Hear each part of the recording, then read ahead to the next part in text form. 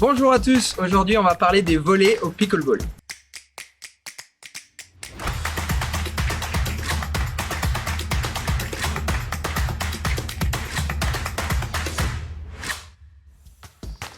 Au pickleball, les points se jouent majoritairement au filet, donc les volets deviennent indispensables. Il y a trois différents types de volets à savoir. La première, c'est les volets claqués ou à plat, les volets liftés et enfin les volets slicés. Alors on va étudier ces trois types de volets, mais d'abord parlons des bases. Pour pouvoir maximiser la qualité de ces volets, il faut se positionner le plus proche de la ligne de non-volée. Plus on est proche de la zone de non-volée, plus on aura des chances de mettre nos adversaires en position défensive. On aura aussi la possibilité d'avoir des volets de haut en bas.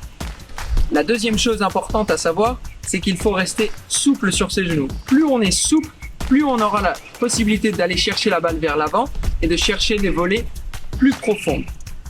Et enfin, la dernière chose à savoir, c'est la tenue de grip.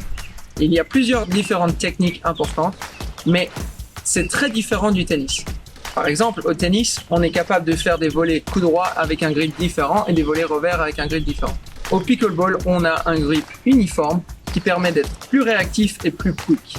Maintenant qu'on a les bases, abordons les trois types de volets. On va commencer avec la volée claquée ou à plat. Les volets claqués sont souvent utilisés dans des situations précises.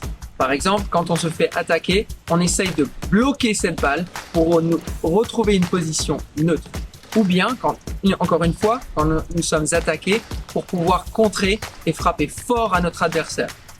Une autre option où on utilise les volets claqués, c'est la Ernie. La Ernie est un coup très spécifique où on saute la zone de non-volée et où les volleyeurs ont une offense pour frapper fort sur leurs adversaires. Le deuxième type de volets sont les volets liftés. Les volets liftés sont très importants car ils nous permettent d'attaquer dans des zones qu'on ne devrait pas attaquer. C'est-à-dire, quand la balle est très basse, ici par exemple, si je ferais une volée à plat, ça prendrait le filet. Alors que si on fait une volée liftée, alors la balle irait de bas en haut.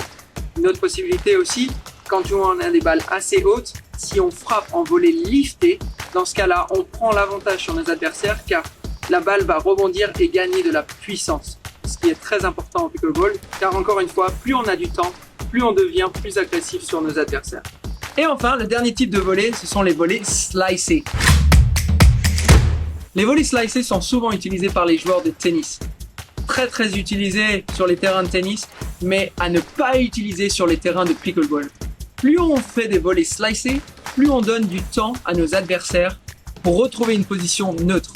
Le terrain est trop petit pour pouvoir prendre du temps sur nos adversaires avec ce type de volet. Donc je le recommande à personne. Cherchez à faire des volets à plat et des volets liftés au lieu de faire des volets slicés. Voilà, c'est tout pour aujourd'hui. J'espère que tu sais tout sur les volets maintenant. Et si tu as des questions, n'hésite pas à les poser dans la section commentaires. Abonne-toi pour plus de conseils sur le pickleball.